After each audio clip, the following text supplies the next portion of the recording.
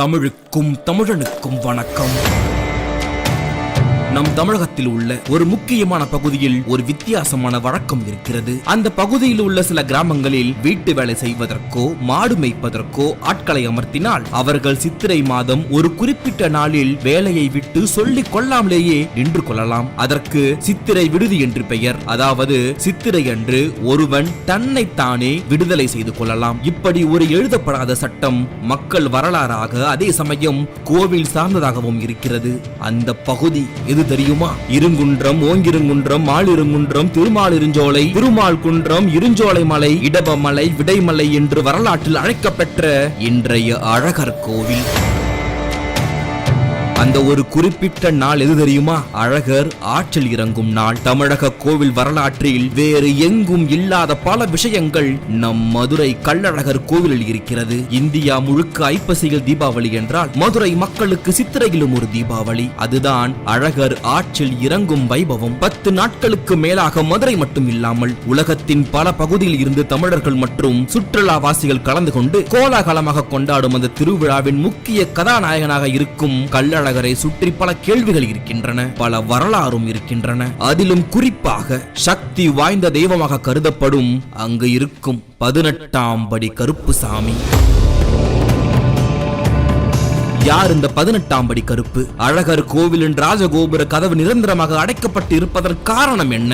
ஆண்டுக்கு ஒரு முறை மட்டும் ஏன் கதவை திறக்கிறார்கள்? அப்படி திறக்கும் போது சக்கரத்தாழ்வார் மட்டும் ஏன் செல்கிறார்? இதற்கு பின்னால் இருக்கும் தத்துவம் என்ன? பெருந்தெய்வமான அழகரை எப்படி சிறு தெய்வமான கருப்புசாமி காவல் காப்பதை மக்கள் ஏற்றுக்கொண்டார்கள்? இப்படி பல கேள்விகளுக்கான பதில்தான் இந்த வீடியோ. அதற்கு முன்பு நம் டீப் டாக்ஸ் தமிழ் யூடியூப் சேனலையும் புதியதாக துவங்கி இருக்கும் டீப் டாக்ஸ் தீபன் ஃபேஸ்புக் பக்கத்தையும் பின்தொடர்ந்து உங்கள் ஆதரவை தாருங்கள்.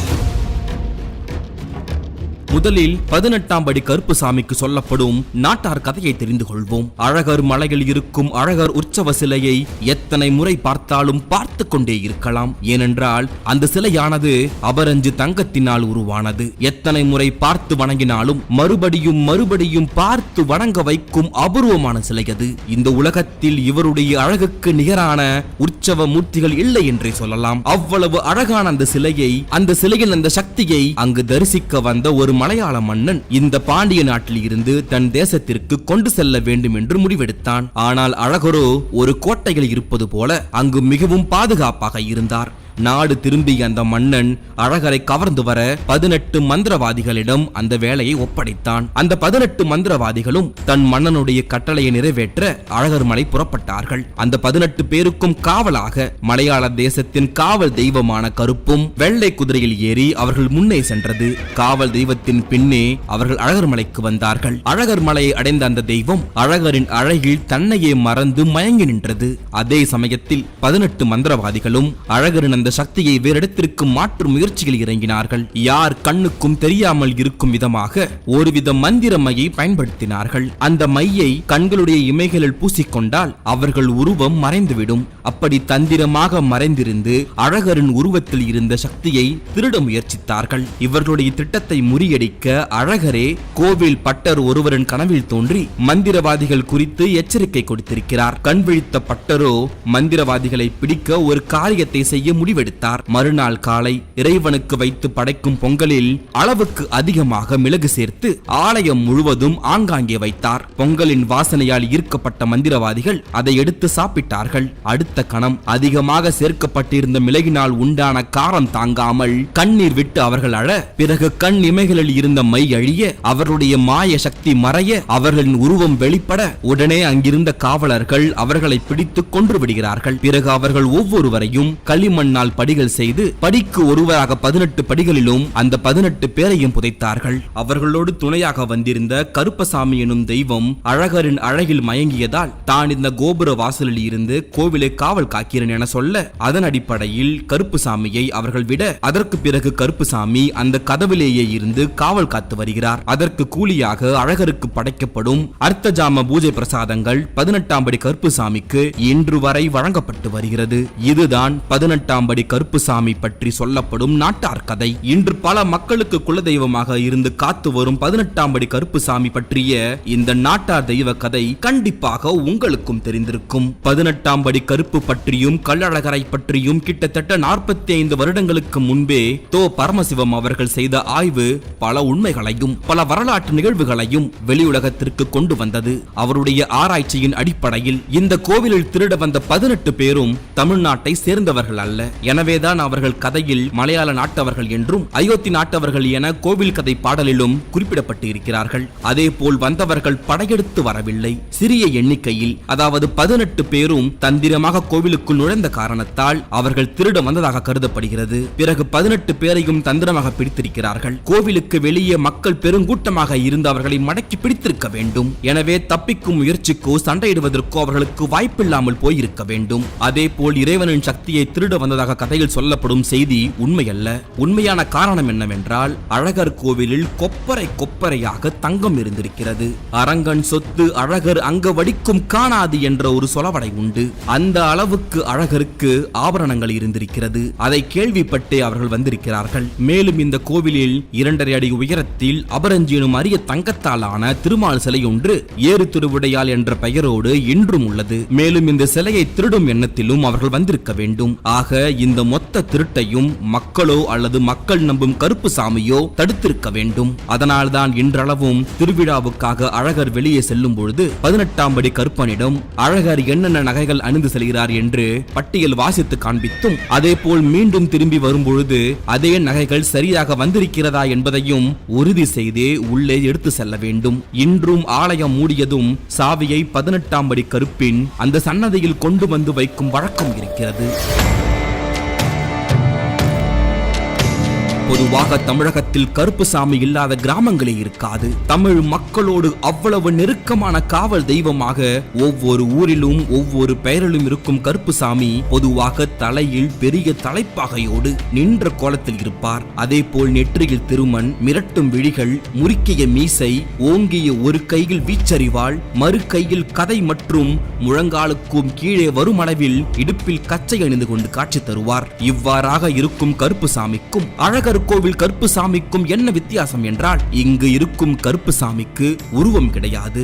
இங்கு இருக்கும் மிகப்பெரிய கோபுர கதவே கருப்புசாமியாக மக்கள் வழிபடுகிறார்கள். இந்த கோபுர கதவை பற்றி ஆராயும் பொழுது கிபி 1608ஆம் ஆண்டுக்கு முன்பு வரை இந்த கதவு அடைக்கப்படவில்லை. அதாவது இன்று முழுமையாக அடைக்கப்பட்டு இருக்கும் 18ஆம் படி கருப்பு இருக்கும் இந்த கதவு மக்கள் பயன்பாட்டில் இருந்திருக்கிறது. தெய்வமும் அந்த வழியே சென்று இருக்கிறது. ஆக இந்த காலகட்டத்தில் 18ஆம் படி வாசல் என்ற தொடர் எங்குமே பதிவு செய்யப்படவில்லை. ஆனால் 100 ஆண்டுகளுக்கு பிறகு ஒரு வீட்டில் கிடைத்த பட்டய நகல் ஓலையில் 18ஆம் படி வாசல் என்ற ஒரு தொடர் காணப்படுகிறது. மேலும் இந்த சமயத்தில்தான் மதுரையின் அரசியல் தலைமை பலவீனமாக இருந்தது. நாயக்க மன்னரான விஜயரங்க சொக்கநாதன் ஆட்சி காலத்திலோ அல்லது அவர் இறந்த பிறகு ஆட்சிக்கு வந்த அவருடைய மனைவியான மீனாட்சியின் ஆட்சி காலத்திலோ தான் 18ஆம் படி கருப்புசாமியின் இந்த உண்மை நிகழ்வு நடந்திருக்க வேண்டும். சரி, கோவில் கதவை ஏன் மூடியிருக்க வேண்டும் என்று ஆராயும் பொழுது அழகர் கோவிலில் திருட வந்த அந்த 18 பேரை பிடித்து அவர்களை வெட்டி கோபுரத்தின் வாசல் படிக்கு கீழே புதைத்ததால் அந்த வாசல் தீட்டுப்பட்டதாக அப்பொழுது அறிவித்தார்கள். இவ்வாறு தீட்டுப்பட்ட அந்த வாசல் வழியாக தெய்வம் செல்வது என்பது ஐதீகத்தின்படி முறையில்லை. ஆகவே தெய்வமே செல்லாத அந்த வழியில் மக்களும் செல்வதற்கு பயப்பட்டார்கள். ஆக யாருமே பயன்படுத்தாத காரணத்தால் அந்த கோவில் தலைவாசலை மூடிவிட்டார்கள். அதற்கு பதிலாக புதிய பாதையை உருவாக்கினார்கள். அதுதான் இன்று வரை பயன்பாட்டில் இருக்கும் வடக்கு கோவில் கோட்டை மதில் சுவரை உடைத்து உருவாக்கிய வண்டிவாசல் என்ற பாதை. நிரந்தரமாக மூடப்பட்ட அந்த கதவில் இருந்து கருப்புசாமியின் அந்த கதையின்படி கதவாகவே இருந்து அன்று முதல் இன்று வரை 18ஆம் படி கருப்புசாமியாக இருந்து அவர் அழகரையும் மக்களையும் காத்து வருகிறார். இயற்கையாக இல்லாமல் கொடூரமாக இருந்தவர்களுடைய இறப்பு மற்றும் அவர்களின் ஆவி பற்றிய பயம் மக்களிடையே இருந்ததால் கருப்புசாமி அந்த ஆவிகளிடம் இருந்தும் தீய சக்தியிடம் இருந்தும் காப்பாற்றுவார் என்ற நம்பிக்கையில் அந்த கதவையே மக்கள் கருப்பு சாமியாக நினைத்து வணங்க ஆரம்பித்து விட்டார்கள். மூடிய கதவுகளுக்கு சந்தனம், குங்குமம், கற்பூரம் உள்ளிட்டவை பூசி பூ, மாலை ஆகியவற்றால் அலங்கரித்து இன்று வரை பூஜை செய்து வருகிறார்கள். அது மட்டுமல்ல, தினமும் நூபுர கங்கையில் இருந்து அழகருக்கு கொண்டு வரப்படும் தீர்த்தத்தை கருப்பனின் சன்னதியில் சன்னதியில் வைத்து அது தூய்மையாக கொண்டு வரப்பட்டது என்று பிரமாணம் செய்த பின்னே உள்ளே கொண்டு செல்கிறார்கள். இவ்வாறு கற்பனிடம் செய்யும் இந்த பிரமாணம் நீதி தேவன் சன்னதியில் செய்யும் பிரமாணத்திற்கு இணையானதாக மக்கள் நம்புகிறார்கள். இன்று வரை வழக்குகள் பல தீர்த்து வைக்கப்பட்டு இருக்கிறது. தன் மீது நியாயம் இல்லாதவர்கள், பிறரை ஏமாற்றி லாபம் அடைய முயற்சி செய்பவர்கள் 18ஆம் படி கருப்பு கோவிலில் என்றும் பொய் சொல்ல முடியாது. அதே போல் நியாயம் யார் பக்கம் இருக்கிறதோ அவர் பக்கம் 18ஆம் படி கருப்புசாமி துணையாக நின்று வழிநடத்துவார் என்ற நம்பிக்கையில் பல வழக்குகள் இங்கு தீர்க்கப்பட்டு வருகிறது. நீண்ட நாட்களாக நியாயம் கிடைக்காதவர்கள், நம்பிக்கை துரோகத்தால் பொருளாதாரத்தை இழந்தவர்கள் தன் மீது நியாயம் இருந்தால் மட்டும் 18ஆம் படி கருப்பனை வேண்டி தனக்கு துணையாக அவரை அழைக்கலாம் என்ற நம்பிக்கையும் இருக்கிறது. ஆக கருப்புசாமியிடம் முறையிட்டால் நிச்சயம் நியாயம் கிடைக்கும் என்பது மக்கள் கொண்டுள்ள அசைக்க முடியாத நம்பிக்கை.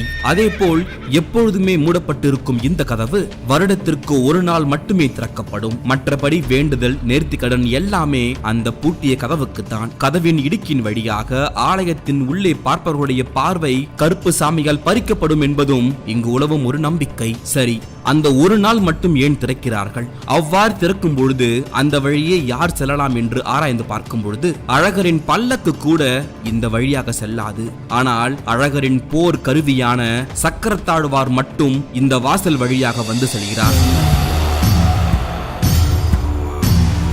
சக்கரத்தாழ்வாருக்கு மட்டும் ஆண்டுக்கு ஒரு முறை அந்த வாசல் திறக்கப்படுகிறது.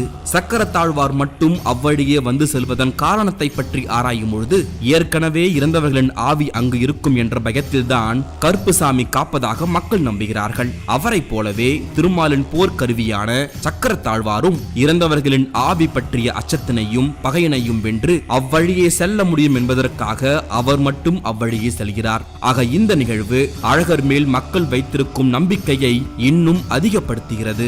இது ஒரு பக்கம் இருக்க, பெருந்தெய்வமாக இருக்கும் அழகரை சிறு தெய்வமான கருப்புசாமி எப்படி காவல் காக்க முடியும் என்ற கேள்வியும் இங்கு எழுகிறது. மும்மூர்த்திகளில் காக்கும் தெய்வமாக இருக்கும் திருமாலை எப்படி ஒரு சிறு தெய்வம் காக்க முடியும்? அதை எப்படி மக்களும் திருமாலை வணங்கும் குழுவும் ஏற்றுக்கொண்டார்கள் என்று ஆராயும் பொழுது கருப்புசாமியே திருமால் தான் என்று சொல்கிறார்கள். அதாவது கிருஷ்ணனை வாசுதேவ கிருஷ்ணன் என்று அழைப்பார்கள். தமிழில் கரிய நிறமுடையவன், அதாவது காரி கண்ணன் என்று சொல்வார்கள். காரி என்றால் கருப்பு நிறமுடைய மாட்டினை ஆயர்கள் காரி என்று பெயர் வைத்து அழைப்பார்கள். திருவடியும் கண்ணும் திருவாயும் செய்ய கரியவன் என இளங்கோவடிகளும் கண்ணன் என்னும் கருந்தெய்வம் என ஆண்டாலும் குறிப்பிட்டிருக்கிறார்கள். ஆக கருப்பு நிறத்தை அழகு நிறைந்த நிறமாகவே தமிழர்கள் கருதினார்கள். மேலும் அண்ணன்மார்சாமி கதை என்கிற கதைப்பாடல் வழியாக திருமால் கடலை கடைந்த பொழுது கருப்புசாமி பிறந்ததாக கூறி கருப்புசாமியின் பிறப்பை திருமாலோடு தொடர்பு படுத்தினார்கள். மேலும் இன்னொரு முக்கியமான விஷயத்தையும் நாம் இங்கு பார்க்க வேண்டும். மதுரை வட்டாரத்தில் காணப்படும் கருப்புசாமி சிலைகள் பெரும்பாலும் தென்கலை வைணவ திருநாமத்துடன் வைணவ சார்பு உடையது போலத்தான் இருக்கும். அதாவது மக்களை காக்கும் கடவுளின் காரி வழிபாடு என்று சொல்லப்படும் வாசுதேவ கிருஷ்ண வழிபாடும் நம் மண்ணின் காவல் தெய்வ வழிபாடும் ஒன்றாகிவிட்டது. இதனால்தான் திருடர்கள் உடல் புதைக்கப்பட்ட கோபுர வாசலில் இருக்கும் தீய ஆவிகளை விரட்டவும் மக்களின் அச்சத்தை நீக்கவும் ஒரு சிறு தெய்வத்தை வைக்க வேண்டும் என்று முடிவெடுக்கும் பொழுது கருப்புசாமியை தேர்வு செய்திருக்கிறார்கள். இதை அப்பொழுது இருந்த உயர்சாதிய பிராமணர்களும் ஏற்றுக்கொள்ளக்கூடிய சூழ்நிலை இருந்திருக்கிறது. சொத்துடைமை நிறுவனமான அழகர் கோவில் அதன் பெருந்தெய்வமான அழகரின் படைத்தளபதியாக சிறு தெய்வமான கருப்புசாமியை நிலைநிறுத்தியதின் பின்னால் உள்ள செய்திகள் சமூக இயக்கங்கள் தங்களை காத்துக் கொள்வதற்காக எந்த வகையில் சமூகத்தோடு ஒத்து போகின்றன என்பதையே இது காட்டுகிறது. ஆக இவ்வளவு வரலாறும் ஆன்மீக அரசியல் இருந்தாலும் இன்றும் அந்த மண்ணில் அனைத்து மக்களும் ஒற்றுமையாக ஒன்றாக சாதி மத பேதம் இன்றி வாழ்வதற்கு 18ஆம் படி கருப்புசாமியும் ஒரு காரணமாக இருக்கிறார். இந்த வீடியோ முழுவதும் 18ஆம் படி கருப்புசாமியின் வரலாற்றை தான் தெரிந்து கொண்டீர்கள். ஆனால் அங்கே இருக்கும் அந்த கல்லழகருக்கும் ஒரு வரலாறு இருக்கிறது. அது இந்தியாவையும் கடந்து வெளிநாட்டில் இருக்கும் ஒரு தெய்வத்தோடு இணைத்து பேசப்படுகிறது. அதை அடுத்தடுத்த பதிவில் பார்க்கலாம். யாரெல்லாம் மதுரையில் இருக்கும் இந்த கருப்புசாமி கோவிலுக்கு இதுவரை சென்று வந்தீர்கள் என்பதை கீழே கமெண்ட் பாக்ஸில் சொல்லுங்கள். இதேபோல் தமிழர் வரலாறு, தன்னம்பிக்கை பதிவுகள், தமிழ் ஆடியோ புக்ஸ்கள் கேட்பதற்கு டீப் டாக்ஸ் தமிழ் யூடியூப் சேனலை சப்ஸ்கிரைப் செய்து பெல் ஐகானையும் அழுத்தி விடுங்கள். டீப் டாக்ஸ் தமிழ், நான் உங்கள் தீபன்.